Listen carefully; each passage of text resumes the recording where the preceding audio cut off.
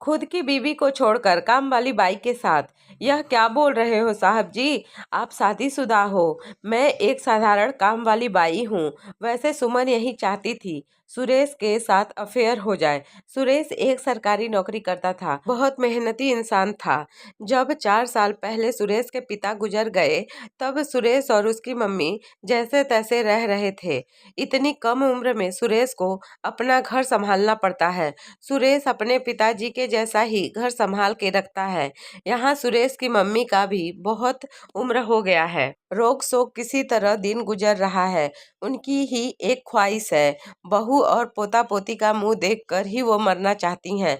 सुरेश की शादी की उम्र हो गई है, लेकिन किसी भी तरह वो शादी करने के लिए तैयार नहीं होता।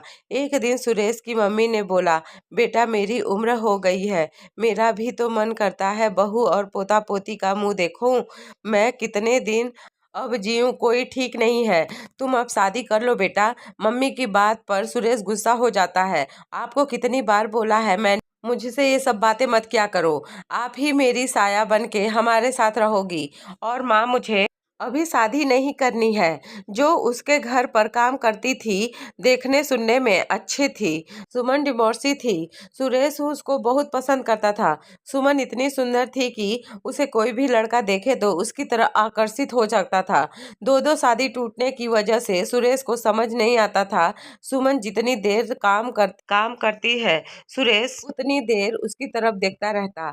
सुमन भी उसी काम को उलझा कर रखती है, लेकिन सुरेश सुमन के बारे में अपनी माँ से बात नहीं कर पाता।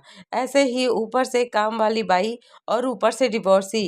एक दिन सुरेश की माँ की तबीयत बहुत बिगड़ गई, कभी भी जान जा सकती थी। ऐसी हालत की अब बात भी नहीं कर पा रही थी। वह सुरेश से कहती है, मेरी आखिरी ख्वाहिश पूरी नहीं करेगा, अब शादी कर ले, नहीं तो मुझे मर के भी शांति नहीं मिलेगी। सुरेश सुनता है कि मम्मी की बात अब तो सुननी ही पड़ेगी। थोड़ा सोचकर सुरेश शादी के लिए हाँ करता है। माँ की बात सुनकर माँ के पसंद किए हुए लड़की से सुरेश शादी कर लेता है। नाम अदिति। अदिति पढ़ी लिखी थी और सरकारी नौकरी करती थी, लेकिन सुमन जितनी सुंदर नहीं थी। पूरे दिन बिस्तर पर लेटकर दिन कटता है। उनका सुरेश को उसकी पत्नी से कभी भी प्यार नहीं हुआ। उसकी नजर हमेशा सुमन पर ही रहती थी।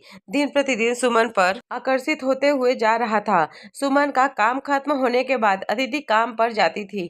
एक दिन बीमार होने का नाटक करके सुरेश घर पर ही रह गया। अदिति बहुत सीधी साधी लड़की है। हस्बैंड बीमार है तो उनके ऑफिस से छुट्टी लेने के लिए कोशिश की, लेकिन सुरेश उसको छुट्टी लेने से मना करता है। मैं ठीक हूँ अदिति, थोड़ा आराम करूंगा तो मैं ठीक हो जाऊंगा, तुम ऑफिस जाओ। अदिति ऑफिस चली जाती है। बहुत वेट करने के बाद सुमन को अकेला पाकर वह अपने दिल की बात बोलता है। सुमन, मैं तुमको बहुत दिन से देख रहा हूँ, मैं तुम्हें बहुत पसंद करता हूँ, मैं किसी और के साथ अच्छे से नहीं रह पाऊंगा, मुझे तू चाहिए। माँ के लिए मैं इतने दिन कुछ नहीं बोल पाया।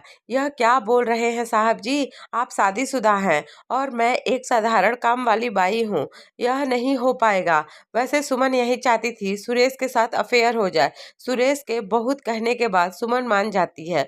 उसके बाद अदिति के अब्सेंस में उनका शुरू हुआ मिलना जुलना। बेचारी अदिति को कुछ भी नहीं पता था, क्योंकि वह सुरेश पर बहुत विश्वास करती थी। ऐसे ही चलता रहा सुमन का और सुरेश का अफेयर। इधर अब सुरेश अदिति को बर्दाश्त नहीं कर पा रहा था। अदिति के साथ रिलेशन बहुत कड़वे हो जा रहे थे। ऐसे ही चलता रहा। एक दिन अदिति को छुट्टी के दिन ऑफिस के काम से बाहर जाना पड़ा। पास वाली बेड पर सुरेश की मम्मी सोई हुई थी। सुमन और सुरेश उस वक्त अपने आप में डूबे हुए थे। सुरेश की मम्मी क्या सोचकर सुरेश के कमरे में आ जाती हैं।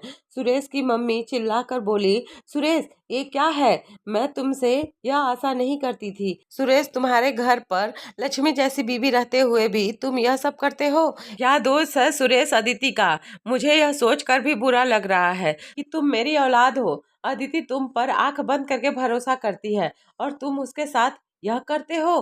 तभी सुरेश मन ही मन सोचता है, अदिति को यह सब पता चलेगा तो उसको कितना दुख होगा। यह सोचते हुए सुरेश के आंखों से पानी आ जाता है। सुरेश को पता नहीं चलता। सुरेश इन सब के लिए अपने आप को गुनहगार मानने लगा और फैसला किया, वह अपने आप को सुधारेगा। दोस्तों, आपको यह कहानी कैसी लगी प्लीज़ कमेंट करके ज़रूर बताएं। अगर अच्छी लगे तो वीडियो को लाइक और चैनल को सब्सक्राइब कर लें। Thank you.